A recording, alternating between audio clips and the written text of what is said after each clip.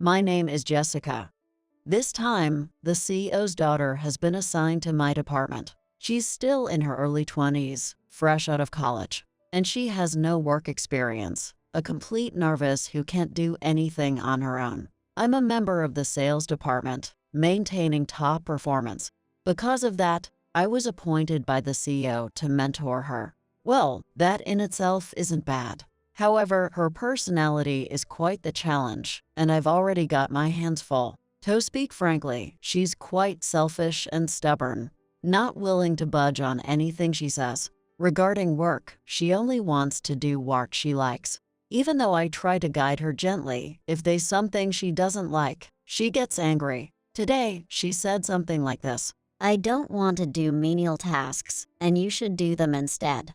Why should I, the CEO's daughter, have to do such tedious and detailed work? I want to work more freely.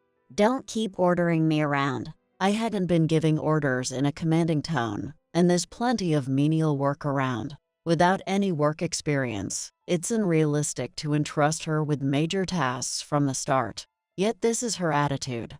She might think of me not as a supervisor, but as someone she can freely use.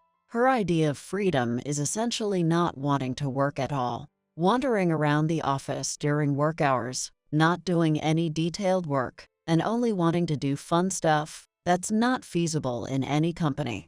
Even if her parent is the CEO, such behavior is unacceptable. But if I give up on her now, I don't think there's anyone else in the company who can handle her. Besides, being directly asked by the CEO, I can't just say it's impossible. Given her personality, it's clear she's been quite spoiled. So I don't think I can rely much on the CEO. Worse, the CEO's daughter could speak poorly of me, potentially harming my reputation. I really feel like I've been saddled with a troublesome burden. I have my own work to do, and I can't spend all my time dealing with her. But if I leave her to her own devices, who knows what she might do. Just the other day, when I took my eyes off her for a moment, she disappeared somewhere using the company car. When she returned and I asked where she had been, she said, I was bored, so I went for a drive. I'm satisfied with all the shopping I did, which was quite shocking. She lacks common sense, and it's not like she understands even when I talk to her. I'm really at a loss. It's getting to be more than I can handle, and I might have to talk to the CEO. If we don't stop her reckless behavior soon, there's no telling what she might do next. If she causes disrespect to our clients, it would be beyond repair. Of course, as her mentor, I've been lecturing her properly, but it seems like she's not listening. After I finish lecturing, she looks bored and says, "Are we done? Can I go now?"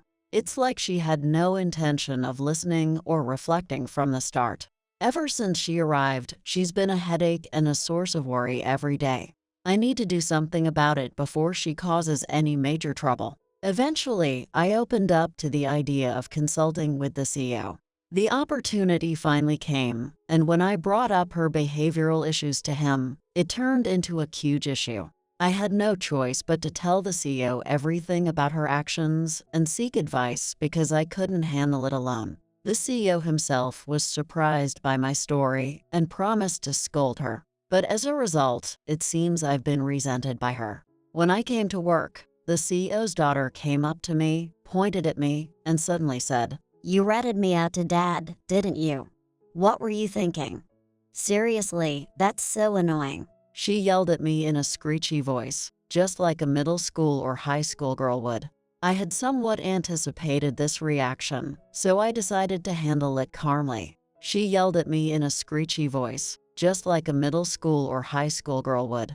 I had somewhat anticipated this reaction, so I decided to handle it calmly. I was told by the CEO to report on your behavior, I simply stated. It seemed even my calm demeanor didn't sit well with her. Just because he said that, why would you only report the bad stuff? I get scolded by Dad, you know. I've never been scolded like that before. Her childish words almost made me sigh, but I held it back with great effort. To be honest, since you've been assigned here, you haven't done anything praiseworthy, have you? You're always slacking off and not following orders from your superiors. That's the undeniable truth, and reporting that to the CEO is part of my job. When I told her this, she became even more infuriated and said, "You're getting too cocky. If you keep harassing me, I'll have you transferred to a different department. If you don't want that, just stop giving me orders and keep quiet." She tried to intimidate me, but I had no intention of backing down. After all, I didn't think I had said anything wrong. So I replied, "That's fine by me, do as you like." Then, with a demonic expression, she said, "You think I'm joking. Just so you know, I'm serious about transferring you. I don't even need to ask Dad. If I talk to the right people, everyone will do as I say, and your transfer will be arranged soon. Look forward to it." It was clear she was serious, and I thought the transfer might actually happen. But I was okay with it.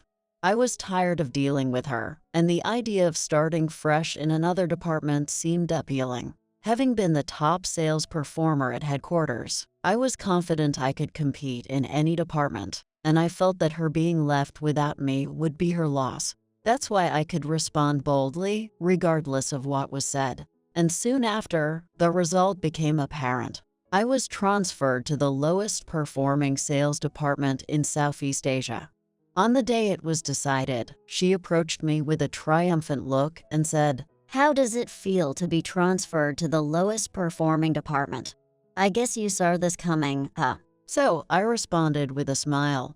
Going to the Southeast Asia department is so unknown to me, it's actually exciting. Immediately, her face contorted, and she looked frustrated as she said, "You won't be able to keep up that strong front for long. You'll want to come back here soon enough. But even if you apologize later, I will never allow you back. No matter how much you regret it, it's too late." This is what happens when you go against the CEO's daughter's orders. Her arrogance was suffocating, but I kept my smile in place. "Don't worry, I can make it anywhere I go," I reassured her. Without any comeback, she retorted with what sounded like sour grapes. "That confidence will be broken soon. Well, do your best." And then she disappeared. Though I received sympathetic looks from my colleagues, I thought this might actually be for the best, and I intended to do my best in the new position. It's a bit sad to be away from my family, but as an adult, I think I can manage. She had threatened employees to ensure my transfer without the CEO's knowledge. The CEO apologized to me later, but I just said it was okay and accepted the transfer. I figured that even if I had asked the CEO to let me stay, the harassment from her wouldn't stop, and I held no grudges against other employees, nor did I plan to play into her hands. Even after the transfer, I intended to stick to my ways and start from scratch again. And actually, I was a bit excited. I wondered what would become of this department after I left. I think the CEO probably knows best that anything that happens will be on her. After moving, I'll get in touch to see how the department is doing. And 2 months after transferring to the Southeast Asia department, there was significant progress. Of course, I worked hard and my performance steadily improved. Moreover, this department was no longer the lowest in sales. Inspired by me, the other employees also put in great effort. Feeling this sense of achievement and fulfillment made me glad I made the move. I've been too busy to catch up on how things are at headquarters, but I recently got a direct call from the CEO. Apparently, since I left, the morale of the employees has dropped, and their performance has been declining rapidly. The employees' mistakes started to stand out, and recently we lost a major deal. Surprisingly, the CEO asked me to come back to headquarters. I never imagined getting such a proposal just 2 months after transferring, so I was quite shocked. I was really enjoying my work in Southeast Asia, so I had to think hard about what to do. So I made my condition clear. I'd come back if the CEO's daughter apologized. I told them I was considering quitting if the CEO's daughter didn't apologize. The CEO immediately accepted that proposal. And to my surprise, I got a call from her the next day. She sounded completely different from her usual haughty self, almost somber. "I get scolded terribly by Dad. He said if I didn't get you back, he'd send me abroad as a form of education. I absolutely hate and am scared of that idea. So I apologize. I'm really sorry for all the horrible things I did to you. Please, I want you to come back. It seemed the CEO really scolded her seriously this time. I was quite satisfied, but I had something I wanted to say to her, so I said it with a bit of sarcasm. Wasn't it you who said it would be too late to regret later? I'm quite happy here, actually. I enjoy my work. Maybe I did say that, but I underestimated you at that time. I never thought the company would suffer so much just because you left. I really regret it now. What I did to you was the lowest of the low. She apologized more sincerely than I expected, so I decided to accept her apology, but with conditions. If I returned to headquarters, she had to promise never to behave like that again. She readily agreed. Well, I guess she didn't have much choice. And so I returned to headquarters after just 2 months. Even I'm surprised by this turn of events.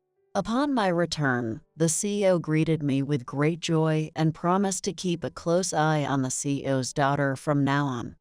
Of course, they welcomed me back on much better terms than before, and the CEO's daughter herself came to see me and said, "Thank you so much for coming back. From now on, I'll work exactly as you say.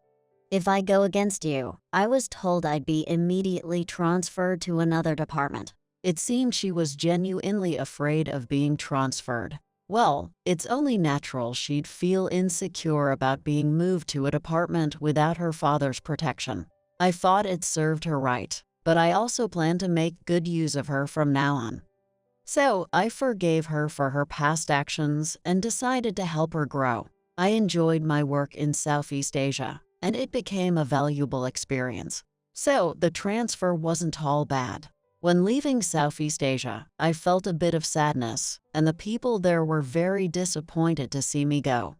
But now that I'm back at headquarters, I plan to work hard again, and my stance hasn't changed. I hope to build as good a relationship as possible with the CEO's daughter moving forward, and to step up myself. I want her to grow much more. I'm looking forward to working at headquarters again.